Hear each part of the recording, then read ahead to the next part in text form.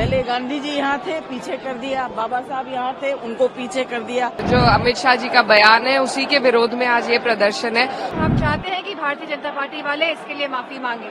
Bharatiya Janata party संविधान की विरोधी रही है, पर उससे ज्यादा बाबा साहेब अम्बेडकर जी की विरोधी रही है। बाबा साहब का अपमान नहीं सहेगा हिंदुस्तान। लेकिन आपने उनका प्लैक देखा? पहले गांधी जी यहाँ थे, पीछे कर दिया। बाबा साहब यहाँ थे, उनको पीछे कर दिया। तो ये तो बताता है कि इनकी मानसिकता कैसी है। जो देश के लीडर्स रहे हैं, जिन्होंने इस देश को आजादी दी, कॉन्स्टिट्यूशन दिया, उनको आपने पीछे कर दिया। हाँ? साफ तौर पर कह रहे हैं कि हमने भारत रत्न बाबा साहब की। अरे वो कुछ भी कहे, कर कुछ रहे हैं, बोल कुछ रहे हैं, कर कुछ रहे हैं, बोल कुछ रहे हैं, कर कुछ रहे हैं। अगर आपने गांधी जी और अम्बेडकर जी के स्टैट्यूज को यहाँ सामने से लेकर पीछे कर दिया तो ये आपकी मानसिकता है। और आपने उनका फ्लैग देखा? जाके फोटो लीजिए। उनके फ्लैग में लिखा हुआ है पिछड़े वर्गों के संरक्षक। ऐसा लिखना चाहिए। देश के संरक्षक है, संविधान के संरक्षक हैं। पिछड़े वर्गों को क्यों? सबके संरक्षक है। बीजेपी के कहने में और करने में फर्क है। जो अमित शाह जी का बयान है उसी के विरोध में आज ये प्रदर्शन है और बहुत अफसोसजनक बयान उन्होंने दिया।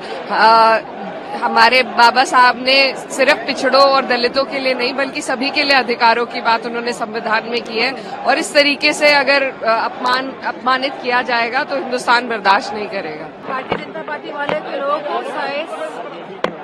ये समझना चाहिए कि जो सिद्धांत बाबा साहब अम्बेडकर ने दिए और जो संविधान की संरचना बाबा साहब अम्बेडकर जी ने करी, देश उन्हीं सिद्धांतों पे, उन्हीं के विचारों पे आगे बढ़ेगा। और जिस तरह से बाबा साहब का अपमान आज जब हम 75वीं संविधान दिवस मना रहे हैं, इस उपलक्ष्य में हुआ है, तो ये निंदनीय है। हम चाहते हैं कि भारतीय जनता पार्टी वाले इसके लिए माफी मांगे।